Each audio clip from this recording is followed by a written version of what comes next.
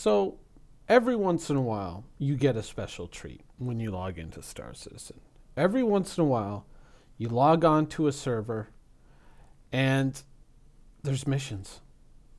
There's all kinds of missions because it's basically a fresh server. And there are going to be some broken missions. There are. That's a fact. But the truth is it actually is such a joy to play. And then it just totally pisses you off.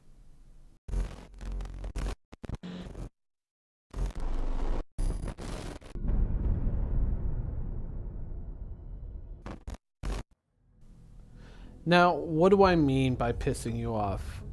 Well, it's because you start to see the potential. And potential is always something that when you're looking at Star Citizen, a lot of people will say, I don't like the way it is right now. There are things about it that bug me, but I see the potential. And that's a line that you'll hear a lot from a lot of people. The potential is there to be something huge. The potential is there to be something great, something big. And certainly in Star Citizen, we all see that. That's kind of why we're here. But then, when you get a positive experience like this, especially for myself, because for the last week and a half, I've been getting on servers where it's just like, no missions, no missions, no missions, or the only missions that pop up are the ones that are broken. And it really taints your experience. It colors your point of view to a certain degree. And when you get a server like this, it kind of, in a way, it kind of clears the palette, and it makes you think that, okay, you know what? When it's running and it's running well, it's a little tilted. It's a little off balance. It's a little off kilter, but it's not all that bad. You can actually get into your ship, whatever ship that is, or if your ship is destroyed, then you can get into a freelancer in this case, and you can go and actually do things. There's a selection of missions available. You can kind of go and just do what you want and just enjoy it.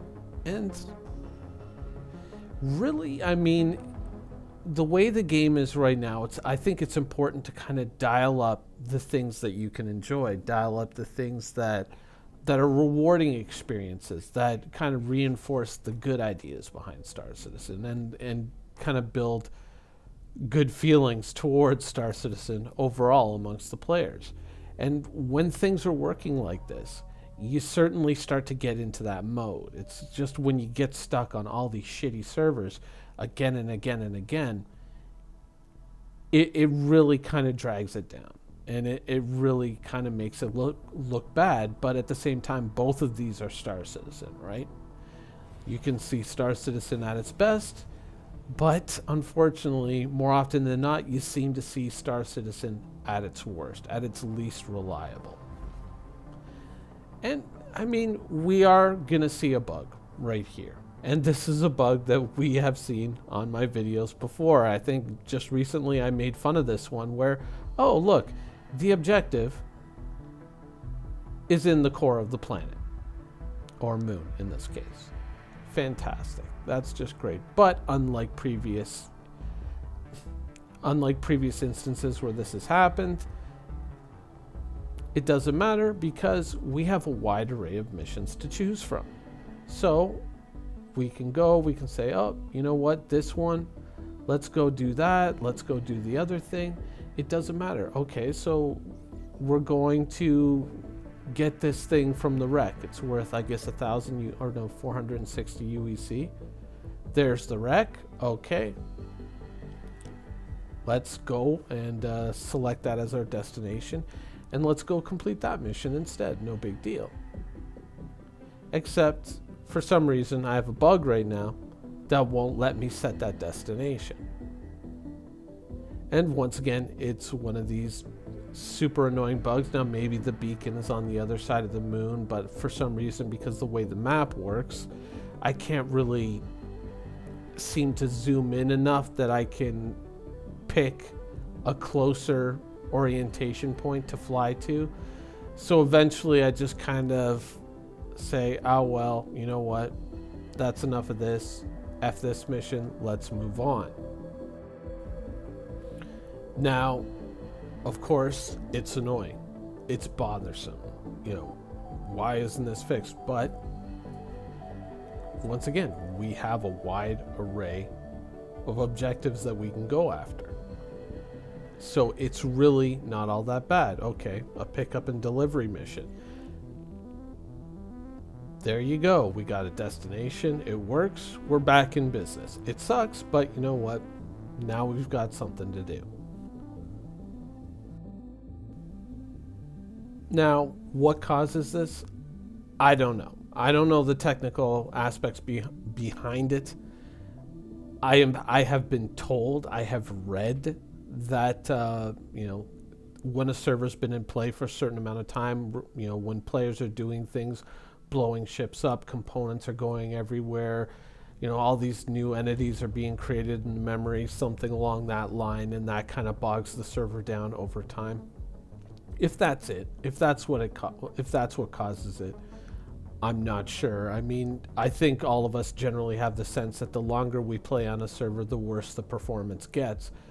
So, I don't know, maybe something can be done to say, you know, even put a timer down in the corner that just says, you know, regardless of the state of the server, we're going to restart this server in every 2 hours, every 3 hours, something like that. So to kind of keep the experience fresh and keep the server running smoothly. And maybe go in there and amp up the availability of missions. Maybe you don't always want it to be that way, but it makes the game more playable and makes it more enjoyable. Or game, demo, whatever. Now, of course, there are going to be people who would seize on something like that, say, oh my god, look at Star Citizen, they can only run the servers for 2 hours. And you can say, look, yeah, we do have this problem. It's a problem that we're working on. It's going to take a while to fix. It's, you know, there is no quick fix. You can't just go to the App Store and download, you know, oh, here's the patch that I was missing. Boom, done. Obviously, it's going to take a while to do, but when players can get into the game and they can say, okay, you know what, here I am, this server's got X amount of time, it's running smoothly right now, there's a ton of missions to do, and I can kind of plan my activity. I can say, you know what, this server's going to be up for another hour and a half, so maybe going on a long jaunt isn't a good idea. Maybe I should stick to quicker missions, or at least, you know, it might constrain my gameplay to a certain extent and make me, you know, kind of parcel out my activities to a certain degree to allow for, you know, these server shutdowns and restarts. But it's going to make the actual experience of playing the game much more enjoyable. And I think if you have people going out there and talking about, you know, having smooth gameplay experiences, having plenty of missions to do, having smooth frame rates, and not having all that many hang-ups when they're trying to play the game is a lot better than just having a few trolls going, oh, well, you know, Chris Roberts can't run a server for more than 3 hours. You just say, hey, you know what, this is a problem that we've acknowledged, and it is a persistent problem, and we're working on it. But right now, to enhance the gameplay experience, here's the steps that we're taking so that when you get in, you log into Star Citizen, it actually works. It's about having fun while you're playing, you know. And I think that, you know, when they're talking about, you know, that's the challenge of maintaining a live game environment, and, you know, we always kind of look at that with a bit of a crooked eyebrow, like, is it really a live game environment? Are you really maintaining it all that much? Because it doesn't feel like it, right? It just feels like if there was that little added step of just kind of restarting these servers, recycling them more frequently, then the whole experience would probably run a lot smoother and run a lot better. And I think that would show. I think the community would probably be a lot more, you know, a lot more enticed to get in and play from time to time if you could give them a smoother experience. If they knew that they were getting on and they were logging into missions and all this gameplay that would actually work and would run very smoothly, because when it does, it's not that bad. And yeah, there are bugs, and I could sit here and talk about how when I was flying into Chelin or Daymar, or not Daymar, Chelin and specifically Yela later on, how my HUD was completely washed out because of that issue. But no, I can kind of pull back from that and say overall the experience was pretty good. Yeah, there's bugs, there's problems, but I enjoyed it. Because that's really when we can kind of, I got to do a little jump to get back in my ship there. When it works like this is when we really can see the potential, right? This is when this is something that we can get excited about and go like, you know what? Yeah, there is a long journey ahead of us.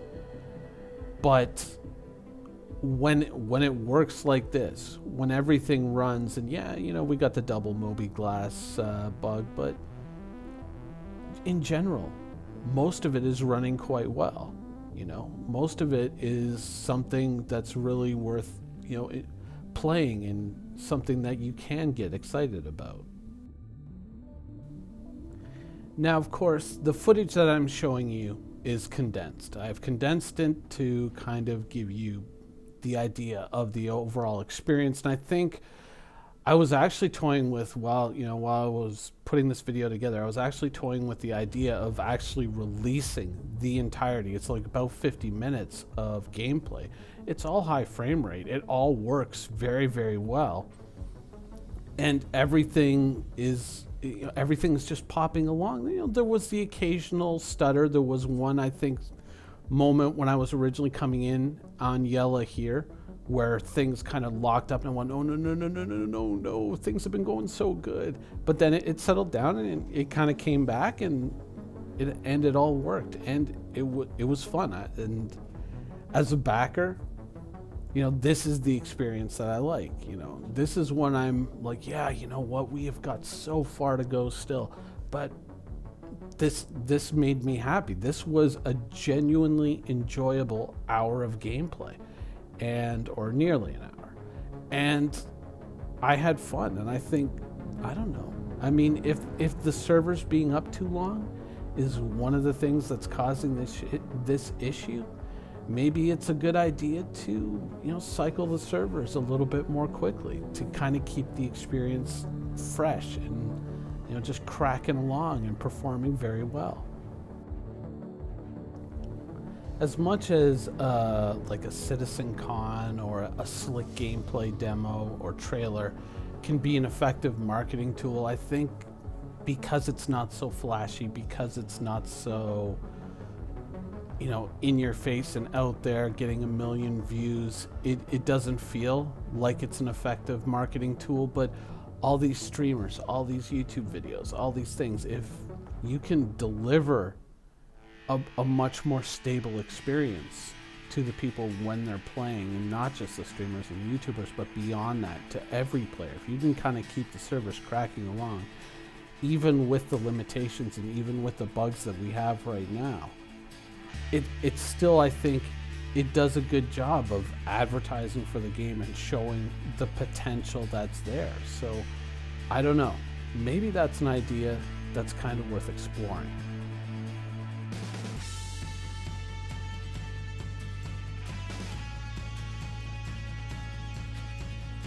Thank you for watching. So if you want to keep up with the latest and greatest in Star Citizen and Squadron 42's development, please follow us on our social media channels. See you soon.